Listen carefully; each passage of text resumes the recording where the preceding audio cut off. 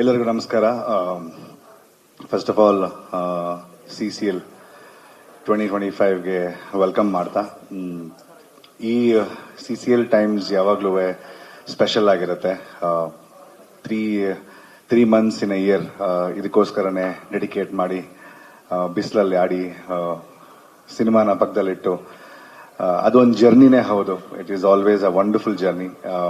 ಇದು ಕೆಲವರಿಗೆ ಹೊಸ ಜರ್ನಿ, ಬಟ್ ನಮಗೆ ಇಟ್ಸ್ ಆಲ್ವೇಸ್ ಬೀನ್ ಡ್ರೀಮ್ ಈ ತರದೊಂದು ಸ್ಟೇಡಿಯಂ ಅಲ್ಲಿ ಆಡೋದಕ್ಕೆ. ಪ್ಲಸ್ ಖುಷಿಯಿಂದ ಹೇಳಬೇಕು, ಈ CCL ಒಂದೇ ಕಾರಣದಿಂದ ಇಂಡಿಯಾದಲ್ಲಿರುವಂತಹ ಎಷ್ಟೋ ಸ್ಟೇಡಿಯಂಸ್ ಅಲ್ಲಿ ನಾವು ಆಲ್ರೆಡಿ ಆಡಿದೀವಿ ಅಂತ ಹೇಳೋದಕ್ಕೆ ಹೆಮ್ಮೆ ಆಗುತ್ತೆ. ಒಬ್ಬ ಕ್ರಿಕೆಟರ್ ಆಗಿ ಇದು ಸಖತ್ ಟೇಕ್ ಅವೇ ಲೈಫ್ಗೆ. ಈ ಆಪರ್ಚುನಿಟಿ ಮಾಡಿಕೊಟ್ಟಿದ್ದು ವಿಷ್ಣು ಸರ್. ಸೊ ಹಾಗಾಗಿ ಆ ಕ್ರೆಡಿಟ್ ನಿಮಗೆ ಸಲ್ಲಬೇಕು sir. Thank you so much for giving this opportunity. Day 1 ಇವಾಗಲೂ ನನಗೆ ಜ್ಞಾಪನ ಇದೆ. CCL ಅಂತ ಅನೌನ್ಸ್ ಆದಾಗ ಈ ಟೀಮನ್ನ ಹೆಂಗ್ ಫಾರ್ಮ್ ಮಾಡಬೇಕು ಅಂತ ಫಸ್ಟ್ ಡೇ ಇಂದ ಇವತ್ತವರೆಗೂ ಸತತ 14 ವರ್ಷ ಅವತ್ತೇನ್ ಇಂಟೆನ್ಸಿಟಿ, ಅವತ್ತೇನು ಒಂದು ವಿಷನ್ ಇಟ್ಕೊಂಡು ಟೀಮ್ ಫಾರ್ಮ್ ಮಾಡಿದ್ರು ಅಣ್ಣ ಸುದೀಪ್ ಅಣ್ಣ, ಇವತ್ತೂ ಈ ಸೆಕೆಂಡ್ ಗೊತ್ತಿಲ್ಲ ಎಷ್ಟು ವರ್ಷ CCL ನಡೀತು ಅಷ್ಟು ವರ್ಷವೇ ಆ ಇಂಟೆನ್ಸಿಟಿ ಹಂಗೆ ಇರುತ್ತೆ ಅಂತ ನಾನು ನಂಬಿದ್ದೀನಿ.